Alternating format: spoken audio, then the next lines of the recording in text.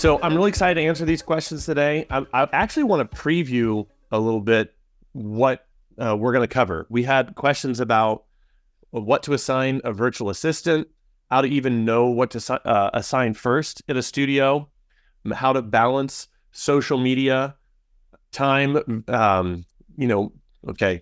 promoting your social media in business versus time you spend personally, and what's the balance to strike there. Someone asked about how Nate communicates his long-term plan to his families to support retention. I think that's going to be a fantastic answer. A really good question about how to balance home life versus work life.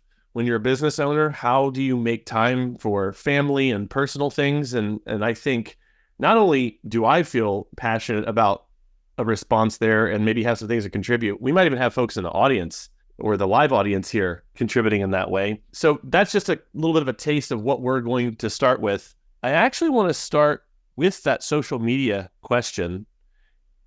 I'm going to just read it out loud here. I try to limit my time on social media in my personal life. Can I still market my studio successfully online without a presence on Facebook or Instagram? Or do you have any creative solutions for using social media without getting sucked into a scrolling black hole? So Nate, do you want to start with that one, or do you want me to start with that one? You tee it up there, Daniel. I'm curious your thought on that. I know you know how I roll with social, so I've got some shares too.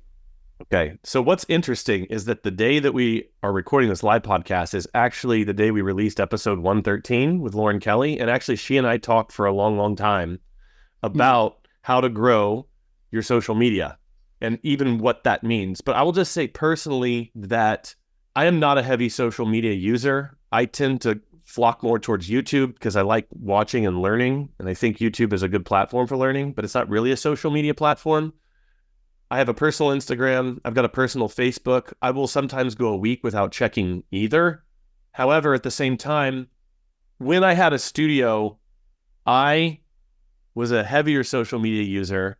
I still divided my time between when I use social media for personal use and when I use it for business use.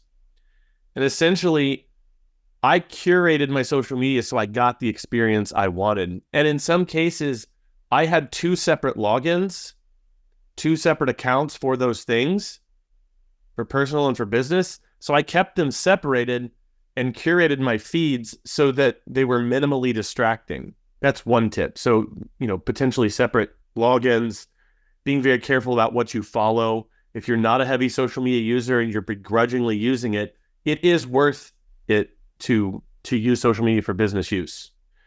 Another thing I would say, it was a small aspect of how I marketed then. It's a bigger aspect of how I market now.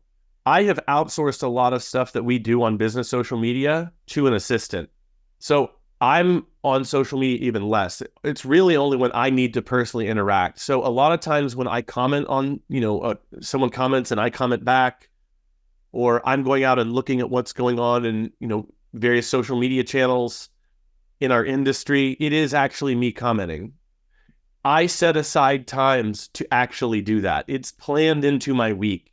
It is a situation where it's almost like it doesn't get away from me because I plan things in advance and I'm on a timetable. And for me to just sit there and kind of go into a social media wormhole for 2 hours, because I have a plan in advance, it kind of defends against that. Although I will say sometimes I do.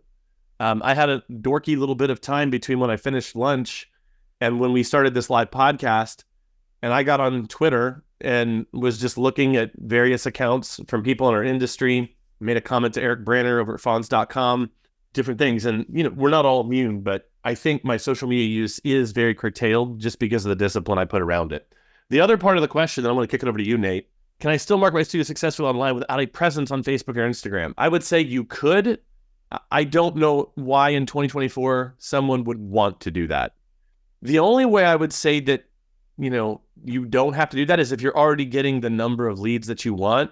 So if you're full, you're already getting a ton of leads from other things that you're doing, then sure, don't have social media accounts. But at the very least, setting up a social media account and regularly posting pictures, performances, fun glimpses into the studio, stuff like that, and then just growing a following can be so helpful. Even if the following is only 500, There's so many things that you can do if you put in that minimum effort. And I talk about that in my Facebook guide. You can go to growyourmusicstudio.com/FB guide. And I talk about a little bit in a free training we do, growyourmusicstudio.com/free training, just one word.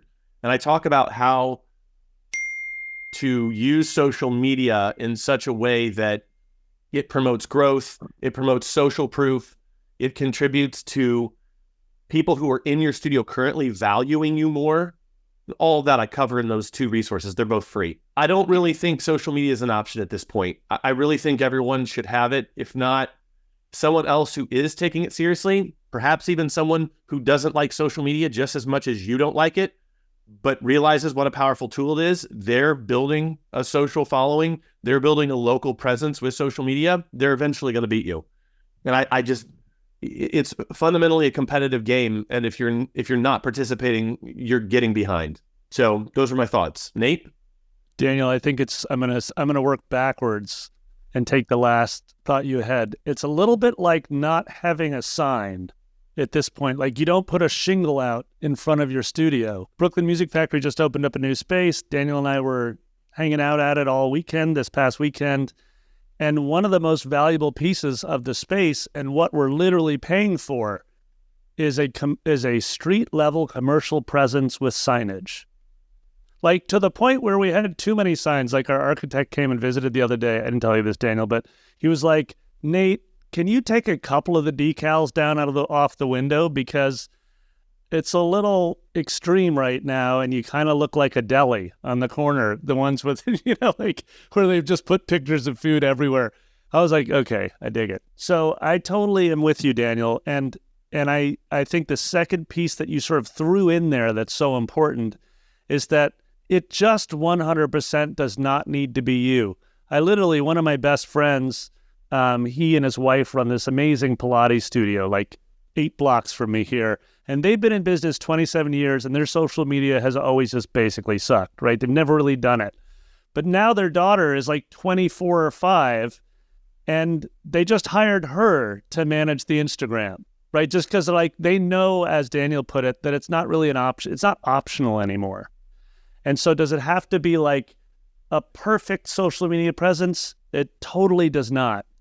But I don't think I agree with Daniel. It's not optional anymore. You need to have some presence. At BMF, we only have the IG. We don't really, we may post on Facebook. We don't manage it at all. We only really manage Instagram, and we only comment there. There's only a few other things that I want to say on this, because a lot of it, I think everybody already sort of intuits.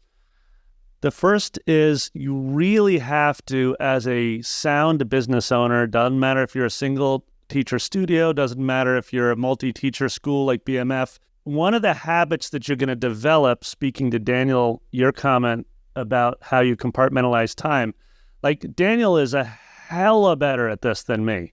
Way better at this in terms of like being really specific and organized in his task management and his time management. I think, Daniel, maybe you're not doing it currently, but you certainly were for a long time tracking every week, what you spent. Are you still doing that right now? Still am, yeah. Still am. Okay, so dig it. There you go. I'm not like that. However, I have developed the habits of knowing what hat I'm wearing and when. Just being like I woke up this morning, I came in to let in the HVAC people that have to fix something so that we can do something for our space, and I'm wearing a very different hat than I am right now. That was literally just facility manager, because I had to play that role from 9 a.m. to 10 a.m. And then after that, I was CEO and CFO, so I update my dashboard, and that takes me about 20 minutes. And then I contemplate cash and things like that, and all the marketing metrics for about 10 minutes. And I'm like, anything I need to do there? Nope, everything looks fine, right? But I'm just taking one hat off, putting on another. Then then someone came to visit, a prospective teacher, and I gave him a tour of the space. That's a totally different hat, right? So one hat that I loathe wearing is social media. I don't use it personally, I want to use, I would like to be into it. Why would I like to be into it? Because both my 20-something-year-old daughters are into it. So it's a great way to actually keep track of your kids. is to just follow them on Instagram, you know? But the reality is I don't even really want to open it up for that. So the hat that revolves around what I consider mostly to be Daniel's points on brand awareness, and then Daniel, you made the really good point that it's really good for retention, because most of what we're posting is all about our purpose and values, right? And our methodology. So you should absolutely follow Brooklyn Music Factory on Instagram and just be like, why are they posting that? And you're going to see it's mostly like big music games, songwriting, and community. And once in a while, it's promoting our camps. And those are very purposeful marketing posts, right? But basically, it's the same like trilogy over and over and over and over and over, right? And so we're highlighting our families here, the students, the original songs they're writing, etc. Why? Because it just reinforces our purpose and our methods. So families that run across that are like, oh, that's why I'm a member of this community. And that's radically different, you guys, than that's why I take a piano lesson. That's not what we're doing here. And I mean, if you guys are fans of the podcast, which I'm sure you are because you wouldn't be here otherwise, like Daniel and I talk about this constantly. Like, you got to know your purpose and you got to message it over and over. Last thing I'll say is, just a basic tactic. Like Daniel, you put it really well. You get on there for a very specific purpose, and that's to comment. You're getting on there to interact. You're probably doing some analysis to try to see what's working and what's not from other companies and what they're posting. My guess is you're looking there some, but mostly you're very clear on your why before you even turn the sucker on. You're like, I'm going on there and I'm going on there to comment. And actually, you and I were just talking about this weekend around school and just managing some of our communities. And it's really important that I jump on to some of these different communities I'm a member of just to say hello and to comment and to communicate, right? That's the social element of it. But know the why and then set a timer and honor it. Just 10 minutes. When the timer goes off, just be like, well, did the best I could. We're done for Wednesday. Put the thing down and then just put on a different hat, right? Yeah. That's the way I approach it. So, yeah, I'll even jump in with one more thing. Back in the day, I used to, have performances I'd upload to my social channels. I would have pictures I'd upload. I'd write the captions, that sort of thing. And I would save them until Sunday. And when I was watching football on Sunday afternoon, during the mini commercial breaks, I would kind of batch my scheduling, and I'd do it right from my phone in commercial breaks. So it was kind of, not wasting my time. And I'd schedule out the post for the coming week. Just a fun little hack. This actually is a good segue to a question that Josh asked. I think he's here still. One of the first few tasks that you guys outsourced in your own studios, did you hire a part-time assistant or virtual assistant or a current staff member? We're going to answer this one. Then I'm going to go to the question that Amy asked about retention, the 10-year plan, how you communicate that, Nate, but we're going to get this one first. What's interesting about that assistant question was one of the first things I handed off to my assistant was the batch scheduling of all of those social media tasks so that I could enjoy the commercials in peace for the football games. I also handed off invoicing and keeping track of payments to a virtual assistant. I handed off onboarding and offboarding of students in the studio, so it got done much more robustly. When I was doing it, it was perfunctory. Oh, get them into this list, get them into the CRM. It was done begrudgingly. I was doing it like at 9:30 at night after my workday was over. I handed that off to Alicia, and then she had suggestions, and so we ended up having a 9-step onboarding process that included things that were much more warm and friendly. She designed some emails that got sent to people and reminders, and she was communicating with them. It was awesome. Then we had basically the mirror image of that in offboarding. If someone was leaving the studio, she had this offboarding process where she systematically took them out of all the different places. She took them off the schedule. She took them out of our CRM or moved them into CRM to X students.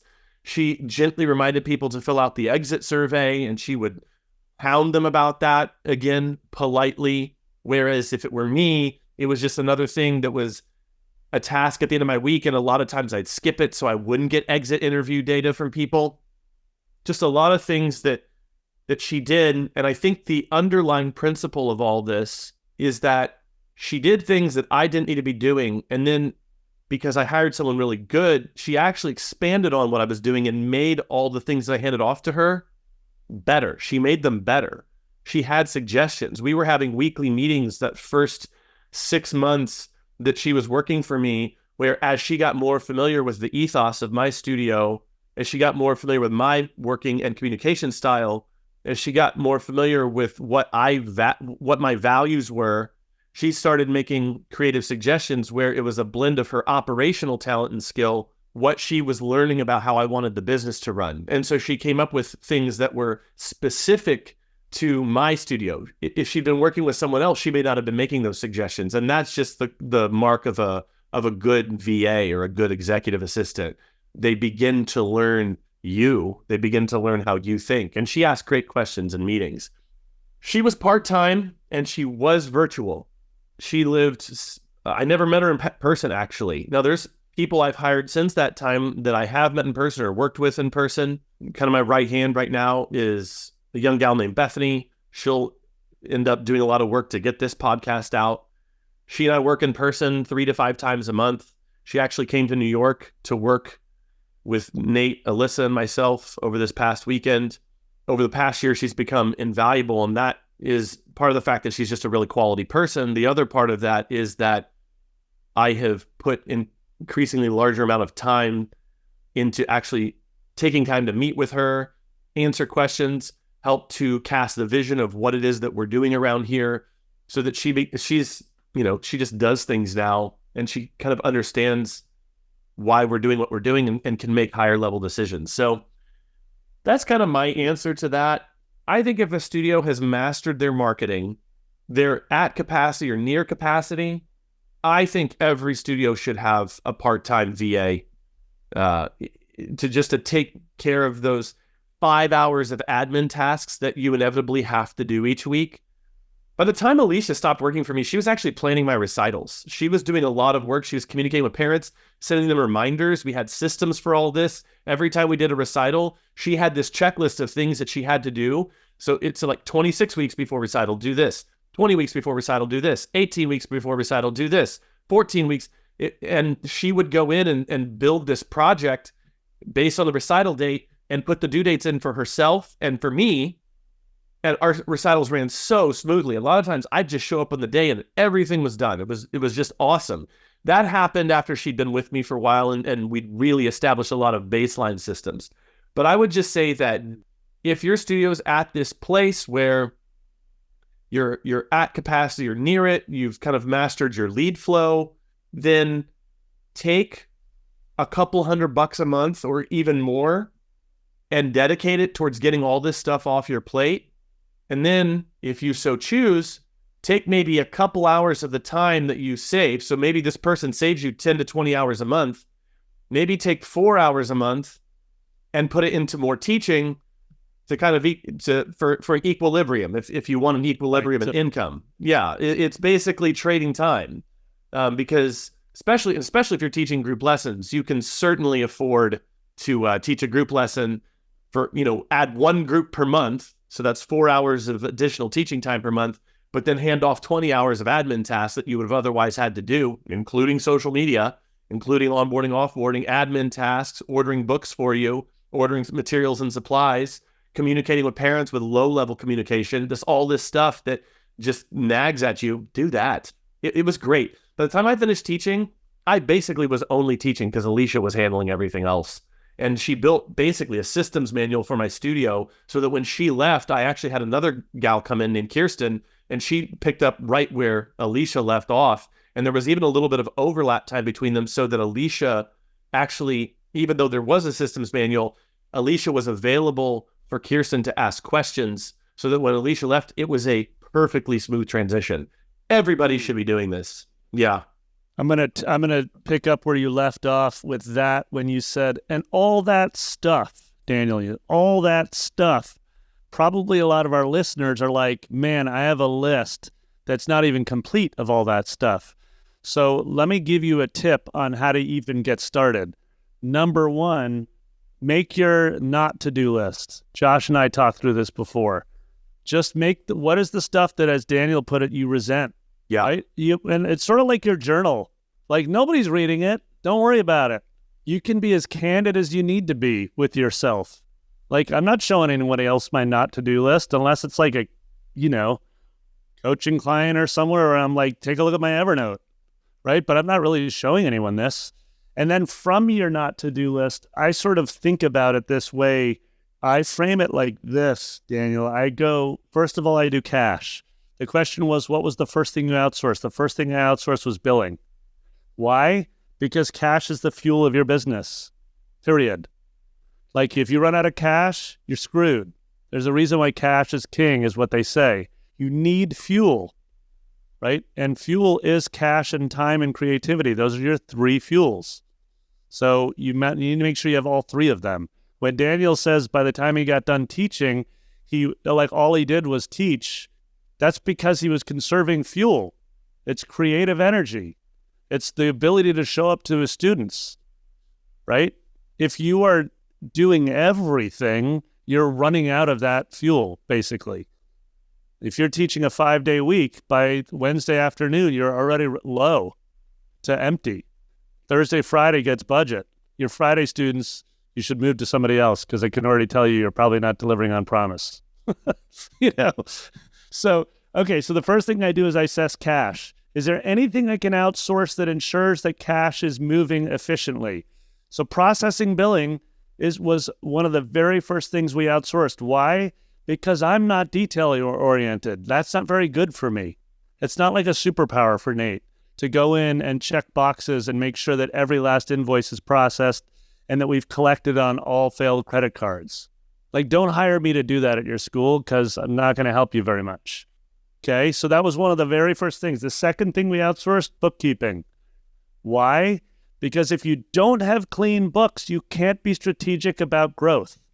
I'm going to repeat that. If you do not have clean books and you can't see where you are today, see where you were this time last year, and see where you want to go this time next year, it's very difficult to make wise growth choices.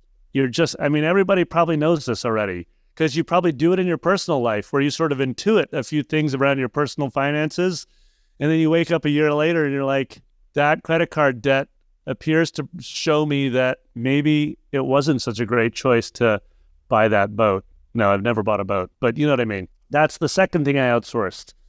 The very first way I outsourced it, by the way, was I just went to a BMF mom who was a bookkeeper at another school, and I just started bartering lessons with her child, and she started managing the books. So anyways, there's ways around your cash flow if you need to outsource through bartering with parents. The third thing we outsourced, I put in the retention category. So the retention category, of course, is all about delivering on promise and messaging. We're going to talk about that in another question, but it's all about messaging what your purpose, methods, and the why behind it, and how each family is succeeding or child is succeeding on their journey, right? And so you're going to get a ton of questions from parents. Every single week, you get a parent asking a question. That was really difficult for me to keep up with. Not very good at that. Same reason why I'm not opening social, right? Is I'm not opening my email. Not very good at that. I'm really good live, but not good digitally answering the thing. So we we brought someone on, a teacher, as an admin support, and they were called the Family Experience Facilitator. It's kind of a thief. That's what we called them. Anyways, he literally, all he did was manage all the frequently asked questions, and he had email templates for everything. So anything from how do I access this thing to how do I order a book to what keyboard would you recommend, he just answered all those.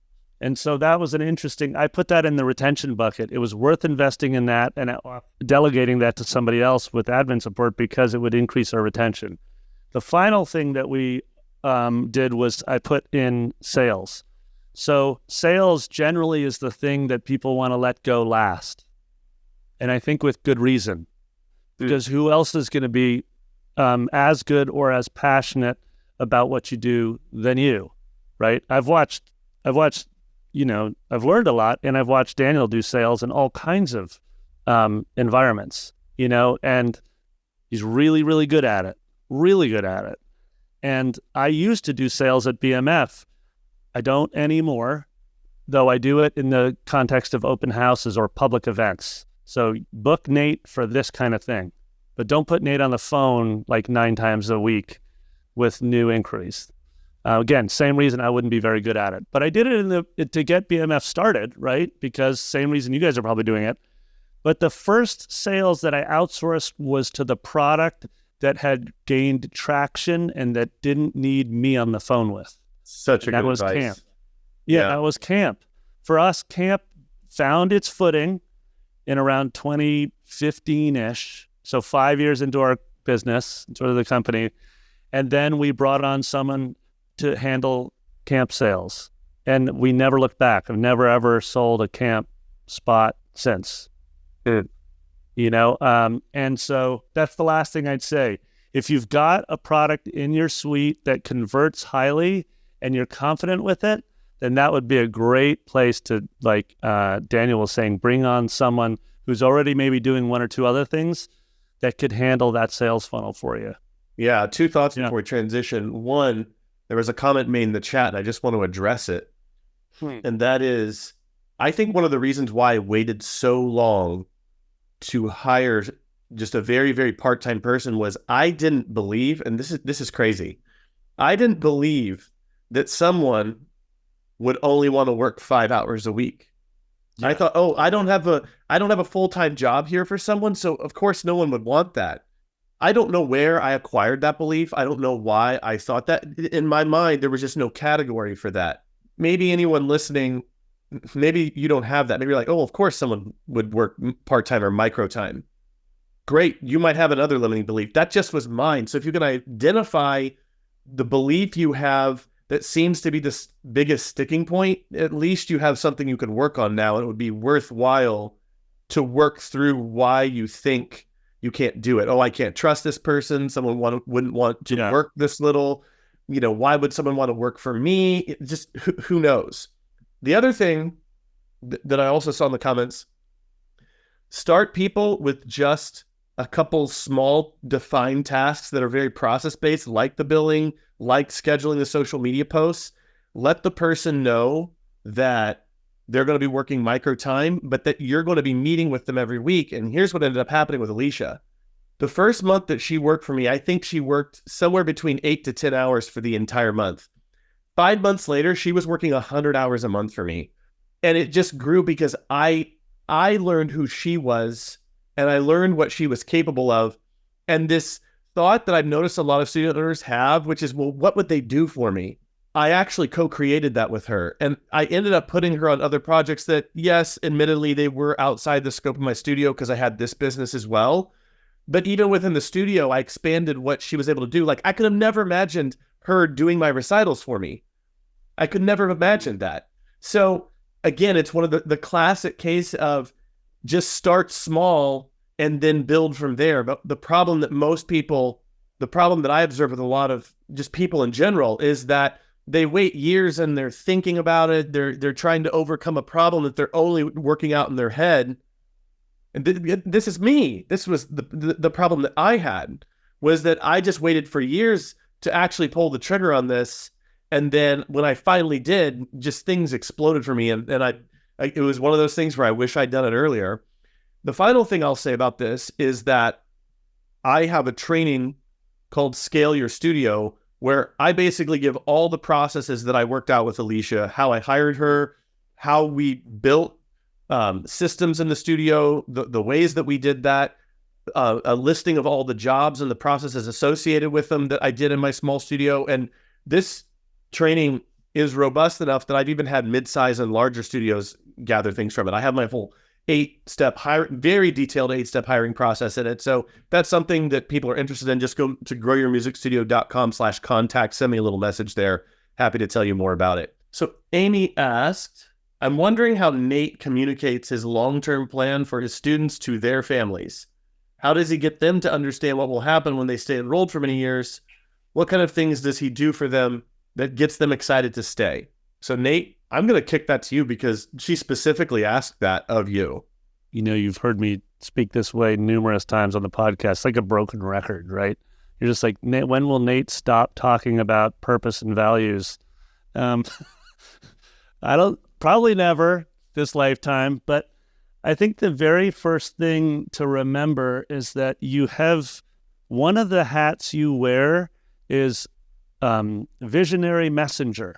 If you're the founder of your school or studio, that's one of the most important hats you wear, right? You probably, number one, don't run out of money. Number two, have a clear vision and message it in any way, shape, or form possible. So let me give you and that is at that sort of like 10,000 foot, or even not even 30,000, just 10,000, like 10,000 foot. Here's why we're all in the building. Here's why we're in this building here at 495 Carroll in Brooklyn. What does that mean? How do we communicate the long-term plan? You know, if we had more time, I would actually do a roundtable and ask you all this same question. But here's how we do it here. Number one, you always make it, at BMF, we always make it family focused, right? So it's not about the instrument, it's about the family. Number two, we talk about a musician's journey. We've done some good podcasts on that. We're recording this late March. This will come out later than that. But in April, in about a week and a half, we do our all-staff meeting, and the whole thing is dedicated to the musician's journey report, which is precisely what you're talking about, which is envisioning the journey of a student or a family at BMF, and then being able to communicate that in a sort of report that we email to the parents, right? So number one, we're talking about the family and their journey. And we always use language like 7 to 10 years is how long a family stays at BMF to complete their journey, right? Secondly, so you're going to come up with creative ways to share that. But just to be clear, at every single songwriting party, I will mention that. When I'm out in the community room and a parent's asking me about what piano to buy, I will mention that. I'll be like, usually we can start with this mini keyboard and mini keys, but by the time Abby is 7 or 8, she's going to move to this full-size weighted keyboard, and that'll get her through the next 5 to 7 years here at BMF, and probably all the way to college, honestly. She can take that to the dorm. And notice that language just presupposes that they're here for 10 years, and then they're taking that piano. It has nothing to do with buying a piano. It has to do with that journey. Right? So if we rewind tape for a second and just ask ourselves, do we actually believe that? That is fundamental to this question. Are you still using language like, this student's talented, but this one isn't, so she'll stay, but he won't? This student's ADHD, but this one isn't, so he's going to bop out after a year, but she won't. If you're still using language like that, then you have other work to do. Back to Daniel's point around personal resistance, right? What is your mindset shift you need to make? You can't speak to me as a parent about the journey and staying at your school for 7 to 10 years if you actually have a whole bunch of criteria as to whether or not I even qualify, right? I hope that sinks in a little bit. You really have to contemplate that, because nobody's going to convince anybody. Just think about the last time someone was trying to convince you to do something, but you didn't actually fully have faith that they even believed it was possible. I mean, that's happening all the time in our current environment, right? Back to social media. It's happening you're getting fed a boatload of Instagram ads by people that actually haven't done the thing, right? So anyways, that's just like going meta for a second. Next thing is just to be super concrete. You're using every public space you have, an opportunity you have to share the vision, and you're baking it into whatever the answer is. You know, the questions about a keyboard, you're baking in the musician's journey in your answer about how to buy a keyboard. Secondly, you're finding 1 or 2 opportunities every year to remind families about that. So we use the musician's journey report. It's a very specific thing that we do, and we put in time and effort and money to make sure we do it. Daniel, I can't remember the app we did on it, but we did a pretty good episode on musician's journey reports. The last thing I'll say is that in terms of, let me go back to your question and make sure that what kind of things do we do to get them excited to stay? This is a great question, part of the question. When you consider the path of your musician at your school, you do want to think, like, I always use this image of, like, I'm trying to get across the river. There's about 7 stones that I need to step on to get across them. So you think of your product suite at your school as a series of stones that the student's going to move step by step across before they leave into the big bad world of college or beyond, or whatever your journey is supposed to be. Maybe you only take kids from 4 to 8 years old. So at age 9, they move on, right? The point is that each one of those stones you need to have clarity on. So at BMF, for example, we want all of our students to start in mini keys. That's 4 and 5 years old. They start in this group songwriting class where they're developing fluencies. That's where we want them to start. From there, we want them to graduate to Jam Band 101. Why is that exciting? Because in Jam Band 101, we add the lug, we add guitar into the band. And then from Jam Band 101, we want them to graduate to whatever instrument is most exciting to them. That's in the private lesson program, which is now a 6-year-long songwriting program on whatever instrument that they're excited by.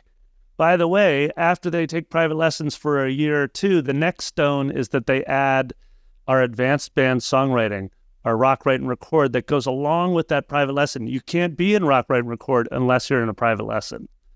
So now they're moving from in rock, write, and record, they're going to record a 4-song EP each year, and they're going to be in private lessons as they're graduating level by level through the songwriter's journey. So these students, like literally Miles, is like, I can't believe I'm in intermediate 1 level of the songwriting journey. Like, he literally said that this season. And you're just like, dude, you're so cute. And of course you're an intermediate songwriting 1, dude. This is like your 6th songwriting party you've played. You've graduated to intermediate. And then the kids that leave the songwriter's journey, that's at puberty, basically. 11, 12, 13 is when they leave. And they go into our showcase series, and that's the first time they're playing cover songs, right? And so when they graduate into showcase, I have a student now who's graduating who's like 11, and he's like a little nervous. But I'm like, don't worry, next fall, dude, I got you. We're going to make sure you're in a great group. You're going to be collaborating with great teens when you play that showcase. So the answer to how to get them excited is to always know what the next stone is for your student, and then to be talking about it 6 to 12 months before they take the step. That's the key right there. You know where your student's going to be in 12 months, and you're talking about it 12 months before they even step. So by the time, like in April, when we're re-enrolling, when I'm building bands for next fall, by the time we're doing that, they've already heard about the band that they're going to join for months. You dig? Like, does that make sense to everybody? One of the common pitfalls, and then we'll ping it back to you, Daniel. One of the common pitfalls is that people don't actually know where their student's going to go next. And the people that really don't know where the student's going to go next are your young teachers you're trying to train, because they have no experience. You can't have a 24-year-old teacher who can envision a student 7 years from now, because they haven't even been teaching for 7 years. Write that down and contemplate that, because that's really important when it comes to, talking about training, leveling up your teachers, because you as the founder are the one who has to train them to that. And you as the founder are the one who has to set the stones across the river. You're the one. It's not somebody else deciding. It's you. And so you start by really practicing a ton yourself. And then you can train well to that. And your teachers will aspire to be able to speak like you. That's all I got on that one. I hope that was a good enough answer. I think it was great. And I would mention one thing you said there that I think is the cornerstone of everything you said, and that is knowing what the next step is. Of course, you meant this, Nate. You didn't say it, but I know you meant this. You don't just know the next step. You know all the steps. It's kind of what you were alluding to with the younger teachers not knowing what those are. So I know you totally meant that.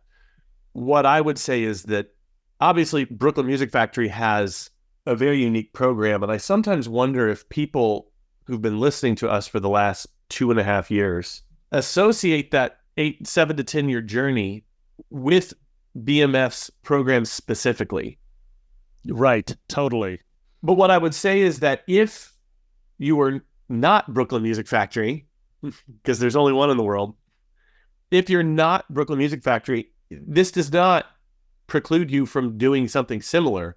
Let's say you're a classical music-based music school. You can write out a 7 to 10 year journey, ideally for a student, that talks about the kinds of things they're going to be able to do in certain methods. If you have them in something like AMEB, ABSRM, Royal Conservatory, you talk about those milestones. You could potentially add in other stepping stones along the journey that you allude to.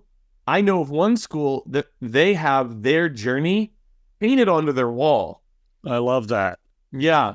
You do too, Nate, in a way. When we were there, you have all the programs up there. Right, totally. Yeah. We should get footage of that and just cut it in over this. I should say photo. I pulled these down, Daniel, because in the early years of BMF, we used the music tree method religiously with our pianists. And the only thing we did was build all these super dope jam tracks at multiple tempos for the students to play along with. But we had a very clear journey that moved them through 3 books. So that should feel really familiar to a lot of the piano teachers listening. Just like, sure, it doesn't have to be a proprietary, like, it doesn't have to be your own curriculum. It doesn't have to be the songwriter's journey. It can be exactly what you want. You just have to think through those stones. Yeah. The hack that I would give is look at both the average student that has successfully gone through a lot of those stepping stones historically, and think about what they were in a fair level of detail and make it results based. Not, they passed this book. Talk about what they could do. Then think about a really A+ student. There are names in my head of students that came to my studio that were far above the average, and think about things that they were able to do. And you can paint that vision as well. It's hard to hit a target you can't see. And a family, if they don't have something to aspire to, if a student doesn't have something to aspire to, what are the odds they're going to stick around? But we're not communicating, and we're not doing it in an aspirational way. And I found that the results in my studio greatly increased when I had that vision painted for people. So is there any pushback on this or any follow-up questions? I see some people wrote some things in the chat. Becca said, basically, we need to have a destination in mind and take every opportunity to talk about the destination. That's a good summary. You can have multiple destinations that parents can better understand. Like, a parent of a 4-year-old doesn't understand getting into the arts high school. Mm-hmm. But a parent of a 4-year-old can imagine, like playing their first recital. A parent can understand playing their 5th recital. A parent can understand of a 4-year-old playing for their grandparents in the next couple of years. Like, that's something that they can understand. And then a parent of a 7-year-old can imagine joining a band. And then the parent that's joined the band can imagine their kid joining concert band in middle school. Now all of a sudden they can imagine maybe applying to that auditioning for that arts high school, right? So you've got these stages of growth or progress, or I don't even love the word progress, just steps on the journey, really. Yeah, cool stuff. Okay. By the way, the Musician's Journey podcast is episode 29. We released it on June 1st, 2022. So it's a while back there. But classic. It's a classic.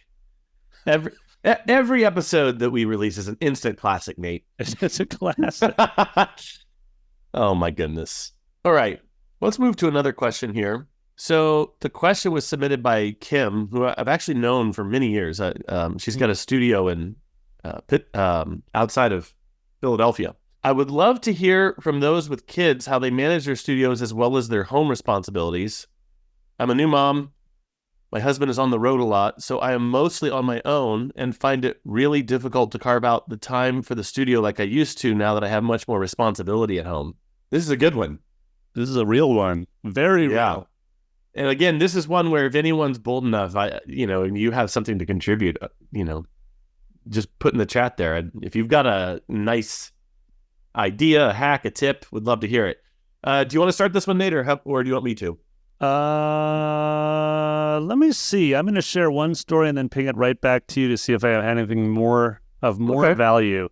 A lot of what I would say to this, it sort of touches on what I was saying when I kept taking my hat on and off earlier in the app, which is that as studio owners, we become very comfortable, or hopefully we develop the wisdom and get more comfortable with knowing which bucket of business, whether it's marketing, sales, or delivery on promise, or just operations, that we need to prioritize. And so, Daniel, I get back to your comment. When you were like, if you've really got mastered your marketing, then maybe it's time to bring on that admin, right?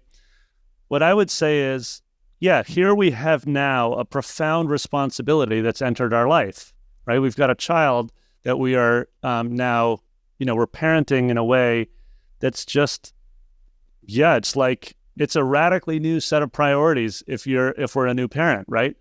And so what we need to do, or what I've done, is just be very clear, first of all, on exactly what areas of my business require me and only me.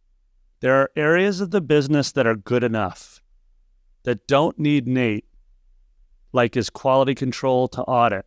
They just are. Like our whole private lesson department is way better than good enough.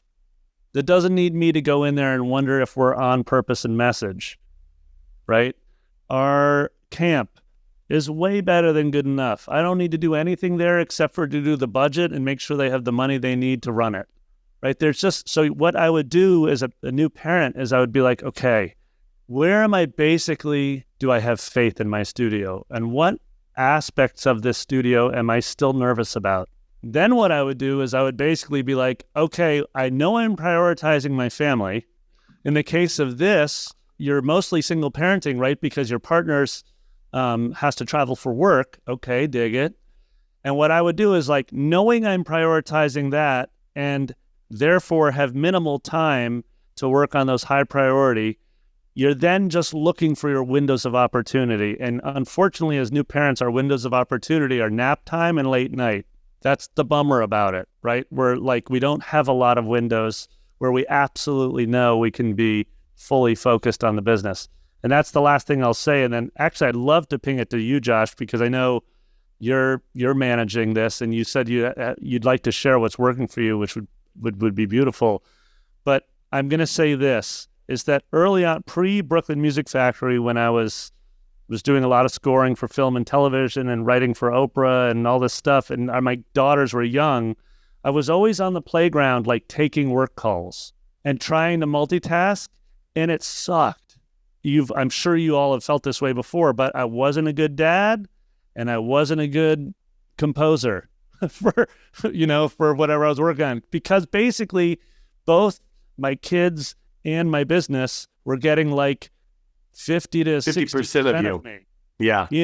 And so it just is a drag. And so at some point I had to actually get disciplined to be like, okay, when you're, for example, right now, if you're going to work on your school, find that window of opportunity when you can put 100% of yourself in, even if it's only like an hour and a half a day. And then just allow yourself to be fully, I know it's idealistic, but allow yourself to be fully in parent mode when you can be.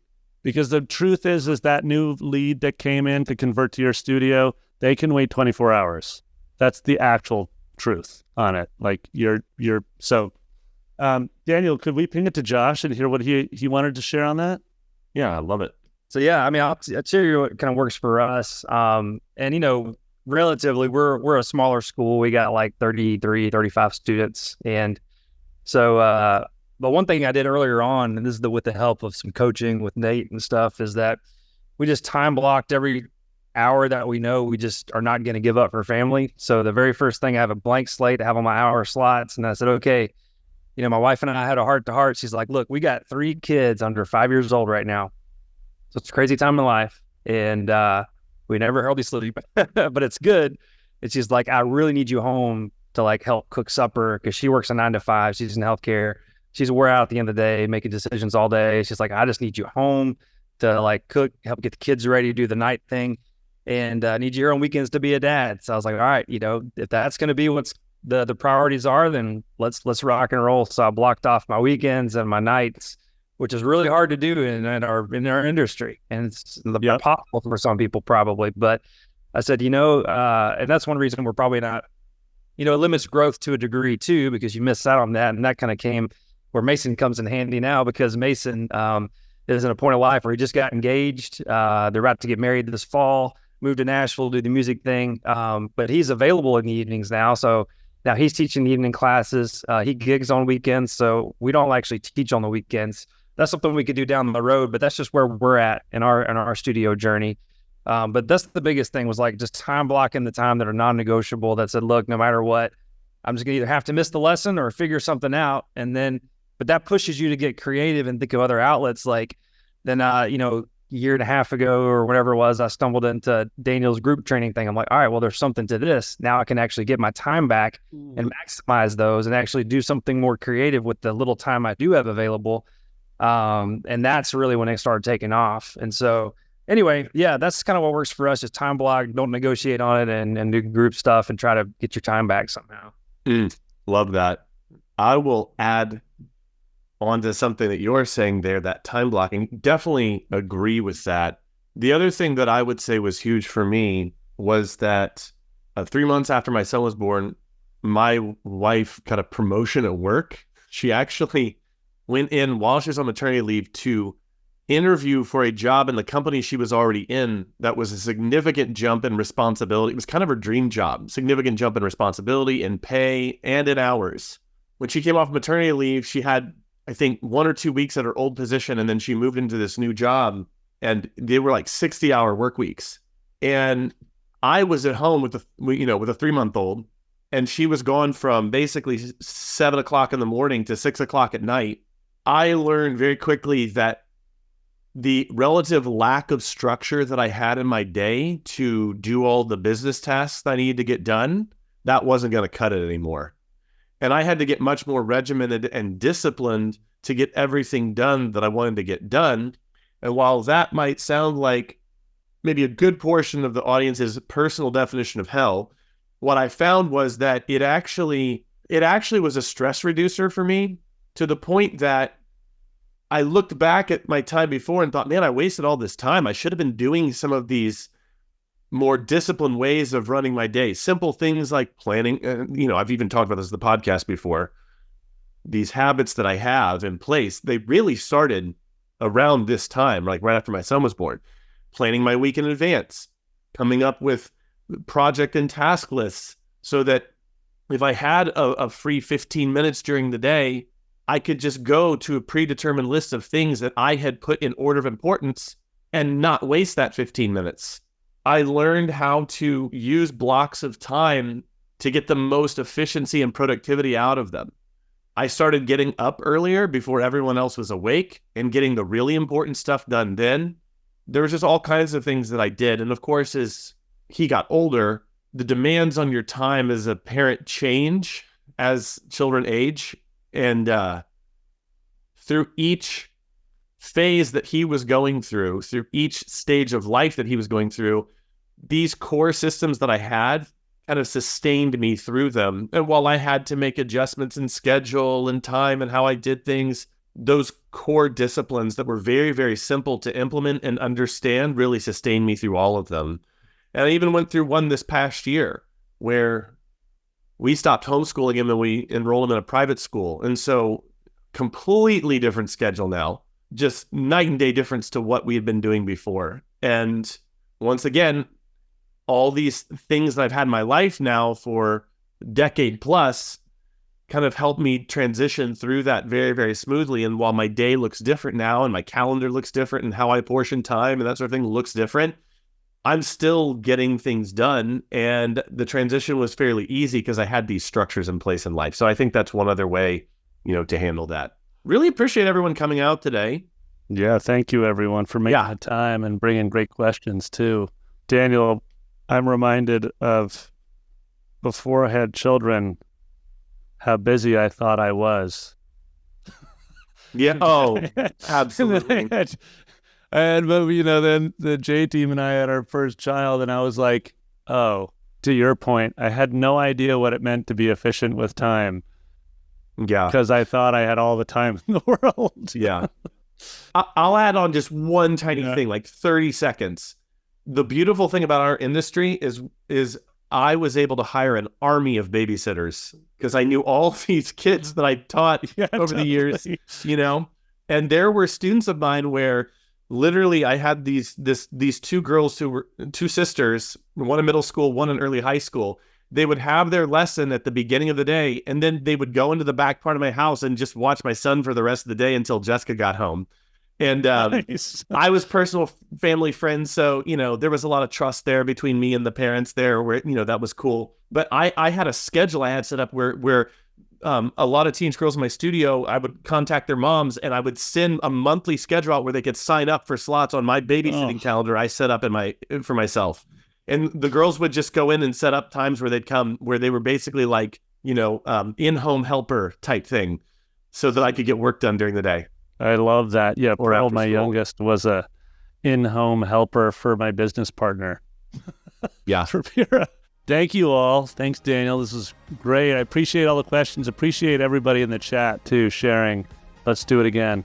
I would love that. All right. Hey, until next time, everybody. See you later. Love you all. Have a great day. Have a good rest of your week. And we will see you all soon. Bye.